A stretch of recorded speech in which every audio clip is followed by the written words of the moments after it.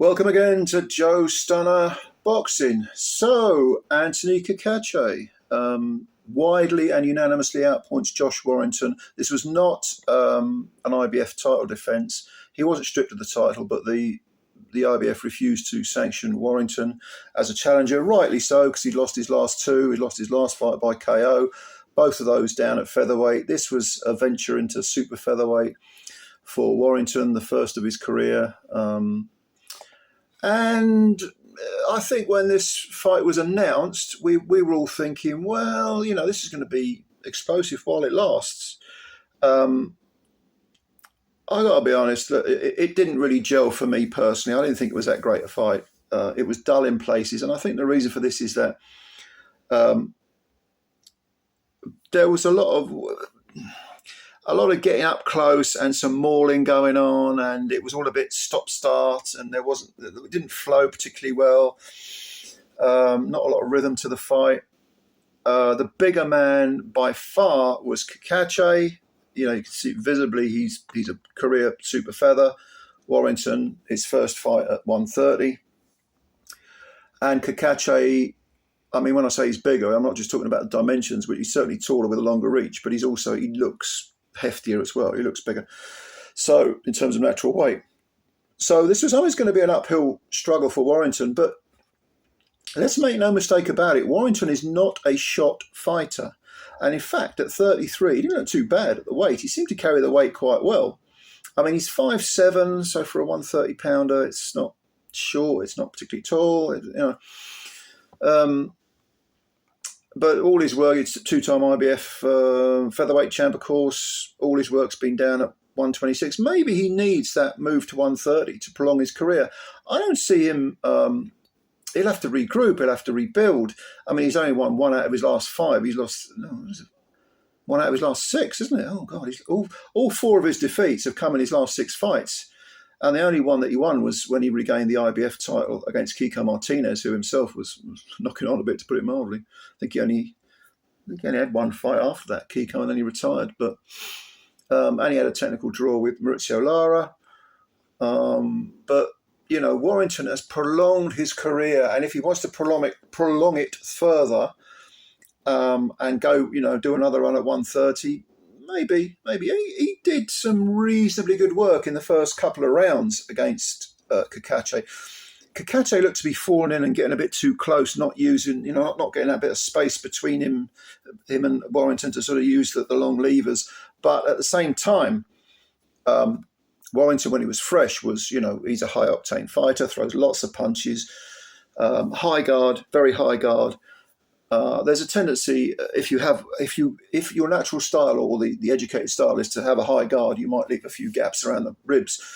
But and also, if you've got a high guard, it could be broken with the uppercut, and that's exactly what Cacace tried to do. I think in the third round, he started to land the uppercut, and he started to impose himself physically on Warrington.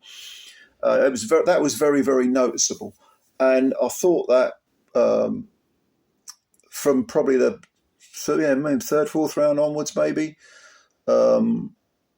He was taken over through sheer physicality, which is not to say that Warrington wasn't having little moments of success. He was.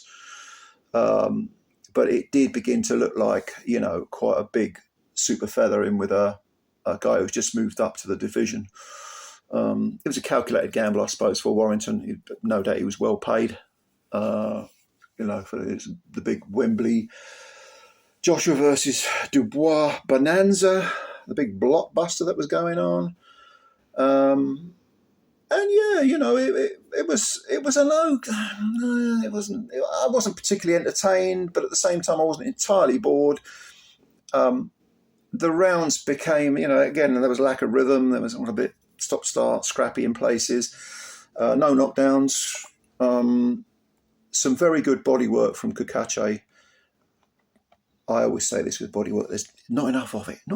He should have gone to the body more. At the same time, and he was landing some meaty uppercuts. I think that was the fourth round, one of those early rounds.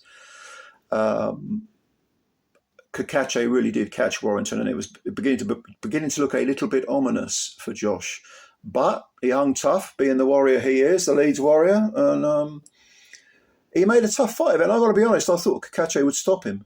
Because both these guys have only got 8 KOs on their respective records, but they both hit much harder than that indicates. Certainly Cacace against a guy who's just moved up from feather. I mean, it's going to be a,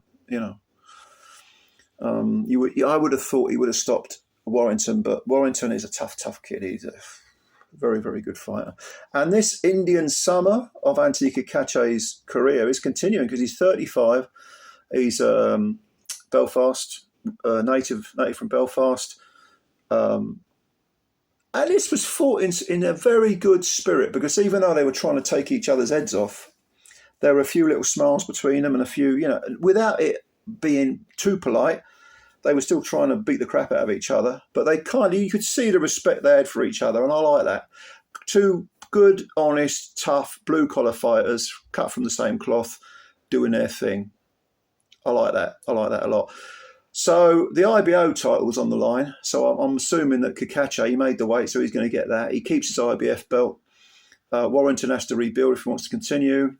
But, an okay fight. 6 out of 10 fight. Maybe 5.5 out of 10, maybe 5 out of 10. I don't know. Whatever. What did you think? You give me your opinions. I'll answer them. Did you think it was a bit of a damp squib, which I sort of do think, or did you like the fight? What do you think's next for Cacace? Who would you put Cacace in with next? That's a good question. And what about Warrington? Do you think you should call it a day? Obviously got a nice big fat paycheck for this fight, but what do you think? Just let me know. Opinions below, comments below. Subscribe to the channel if you're new. It takes you a second to subscribe. It's free of charge. And also that like button. Click on that as well. Much love to you. Watch out for some more videos from this undercard, and of course the main event. We got that coming up, Dubois versus Joshua. I doubt very much whether that will be a damn squib, but you never know, do you? All right, much love. Speak to you soon. Bye for now.